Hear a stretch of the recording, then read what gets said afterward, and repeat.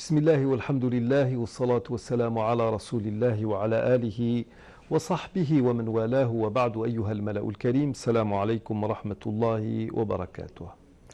Nous avons commencé à parler lors de notre dernier rendez-vous de la socialisation.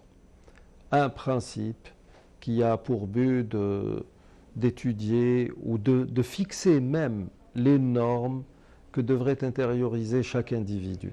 C'est-à-dire que nous sommes plein pied dans une séance de formatage qui va accompagner l'être humain tout au long de sa vie. Ce formatage est imposé généralement par ce que nous appelons communément des lobbies, des groupes de pression qui ont intérêt à ce que l'humanité tout entière soit dans un conformisme, dans le mule de Procruste, du début jusqu'à la fin. Le but étant d'amadouer toute la planète pour qu'elle soit subordonnée à une poignée d'individus à travers le monde dont la population n'excède pas les 5%. Alors, nous avons commencé, nous sommes dans une continuité, nous avons parlé de nature et culture, nous sommes actuellement à la socialisation. Et lors de la dernière séance, nous avons terminé par un exemple qui concerne la femme.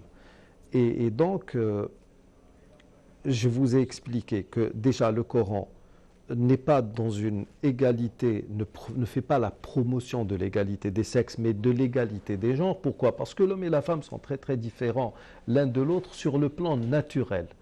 Et qui dit différence naturelle dit forcément que cela va avoir des implications tout aussi naturelles dans la vie de tous les jours. Je vous ai ensuite parlé de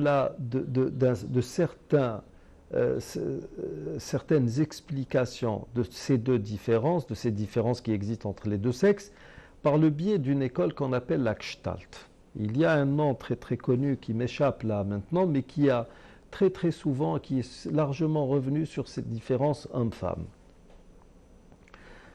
Le Coran, je voudrais revenir au Coran. Le Coran ne fait pas de distinction entre les hommes et la femme. Chacun des deux sexes peut être meilleur que l'autre en fonction de son état, de son degré de piété. Nous sommes, je ne sais combien d'hommes formant cette nation, cette communauté de Mohammed sallallahu alayhi wa sallam, mais tous les hommes, normalement, du moins ceux qui ont un tant soit peu de connaissances religieuses, sont d'accord sur le fait que Sayyida Khadija, par exemple, Sayyida Maryam, avant elle, alayha salam, sont des femmes que toute la population masculine de la nation musulmane ne peut rivaliser avec un ongle ou un cheveu de ces deux dames, de l'une de ces deux dames. Il faut être d'accord sur ça. Pourquoi ? Parce que nous sommes là face à deux personnalités qui ont atteint un degré de foi que la somme peut-être de nos cœurs, nous les hommes musulmans du 21e siècle, n'arrivons pas à accumuler. Tout simplement. La différence qui peut exister entre ces deux sexes pour Dieu ne peut qu'être subordonnée à la piété. Inna akramakum indallahi atqakum. Ensuite, quand Dieu nous parle des femmes dans le Coran, il va nous parler de la femme de Lot et de la femme de Noé qui étaient toutes deux les épouses, les femmes, pas les épouses, les femmes de deux prophètes. Mra'atu Nuhin wa mra'atu Lot. Quand le Coran utilise imra'a, ça veut dire que la femme en question n'est pas en entente dans la concorde la plus totale avec son époux, avec son mari.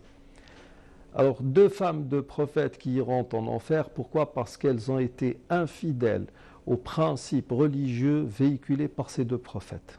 Ensuite, il nous parle d'une femme neutre, dont l'époux était un despote, un ennemi déclaré de Dieu, Mra'atu Fir'aun. Et là encore, il utilise imra'a et non zawjatu Fir'aun, parce qu'elle était dans la mésentente la plus totale avec son mari. Cette femme était celle d'un ennemi de Dieu, mais elle va aller au paradis. Pourquoi ? Parce qu'elle était fidèle aux principes souhaités par Dieu.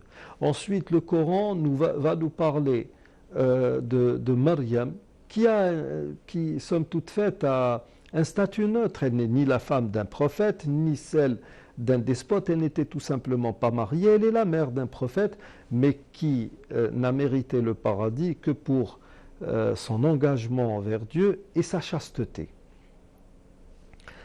D'un autre côté, le Coran va nous parler de Belqis, qui était une reine et qui était astrolâtre, elle adorait les astres, et en dépit, au moment même, alors qu'elle était encore dans son paganisme, dans son polythéisme, elle va dire une vérité qui va être approuvée par Dieu. Ça veut dire que quand on lit le Coran, la vérité n'appartient pas, n'a pas de sexe tout simplement. La vérité n'appartient pas forcément aux hommes, elle appartient à celui qui est dans la vérité, à celui qui véhicule cette notion qu'est la vérité vraie. Balqis a dit et Dieu va dire c'est ainsi qu'ils font. Donc le Coran n'est pas dans cette logique qui est celle des hommes. Le messager de Dieu alayhi salatu wassalam, a reçu les serments d'allégeance autant des hommes que des femmes. Il y a des femmes qui venaient faire al-bay'a, le serment, qui est un acte hautement politique. C'est pratiquement l'équivalent du vote actuellement. Et il l'acceptait autant des hommes que des femmes. Une femme est venue voir le messager de Dieu alayhi salatu wassalam, disant laqad dhahaba ar-rijalu bi'ilmika ya Rasulallah, ou bien akhadha ar-rijalu ilmaka ya Rasulallah. Les hommes ont tout pris de ta science, et nous les femmes, elle voulait dire nous n'avons absolument qala ijtami'na fi yawmi kada wa kada, rassemblez-vous tel jour à telle place, et le messager de Dieu alayhi salatu wassalam enseignait dans ce qui semble être la première classe féminine de l'humanité, de l'histoire de l'humanité. Il enseignait aux femmes, qu'est-ce qu'il leur enseignait? Les sciences religieuses, des sciences qui n'étaient réservées et destinées qu'à une caste bien déterminée. Cette caste devait être masculine par excellence. D'ailleurs, même avant cette anecdote, quand Zacharia, alayhi salam, le prophète, le père de Jean-Baptiste, a décidé de prendre Marie alayhi salam sous son aile et de l'introduire dans le temple, la chose n'a pas été acceptée par le Sanhédrin de l'époque, elle n'a pas été acceptée par les rabbins. Pourquoi? Parce que c'était des choses réservées aux hommes.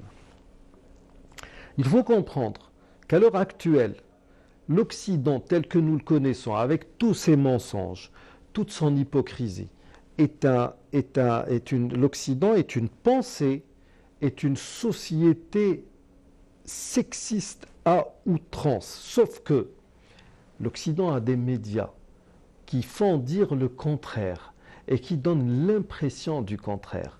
La notion de femme-objet existe toujours. Les femmes sont sous-payées dans ces pays dits occidentaux par rapport aux pays sous-développés qui sont les nôtres, somme toute faite. Et donc, il y a certaines écoles de psychologie, ou même dans le domaine des neurosciences, qui, quand elles parlent des femmes, elles vont donner des vérités crues, mais qui sont approuvées, avérées scientifiquement. Quelqu'un a dit, l'homme a une vision très très étroite, et c'est vrai scientifiquement. Pourquoi? Parce que l'homme a été suscité pour la chasse, pour ramener du gibier, etc. Donc dans leur développement, ces gens-là, quand ils parlent, ils sont dans une logique, on va dire, pratiquement évolutionniste. C'est-à-dire que nous vivions dans des cavernes, nous étions des chasseurs, nous avons appris à utiliser ceci, cela, le feu, les instruments, etc. Et donc l'homme, à un moment donné, chassait. La femme, on vous dira, elle a une vision très très large. Pourquoi? Parce qu'elle doit surveiller une ribambelle d'enfants. Et là, franchement, c'est réducteur. Ça veut dire que la femme ne peut faire que certaines choses. En réalité, quand bien même elle resterait dans son foyer, la femme est au niveau de ce qu'elle produit au quotidien nettement supérieure à l'homme, puisqu'elle va accumuler dans ses activités quotidiennes 16 fonctions, sinon plus. L'homme n'en fait qu'une seule.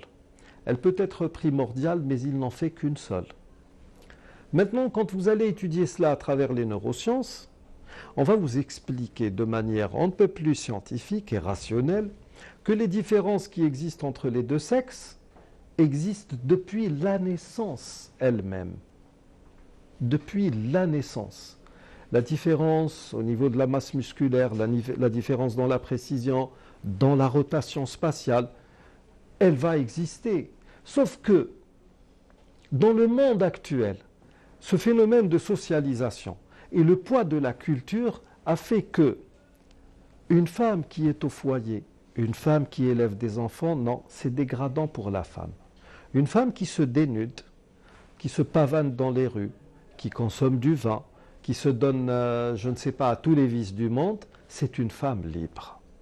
Alors nous, on veut émanciper la femme, la dénuder, la dévergonder, je ne sais quoi. Et là, c'est là que maintenant on va revenir à la nature, et si on allie nature à culture, ce phénomène de la socialisation, il n'a plus lieu d'être, parce qu'il ne prouve absolument rien.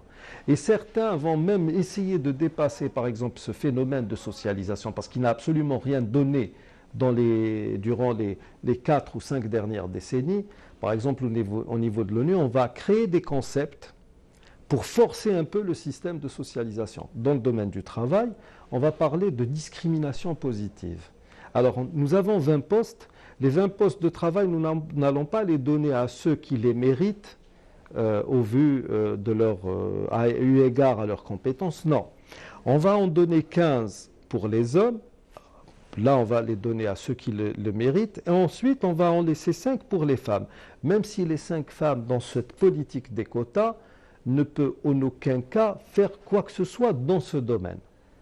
Et là, honnêtement, cette socialisation ne nous sert absolument à rien.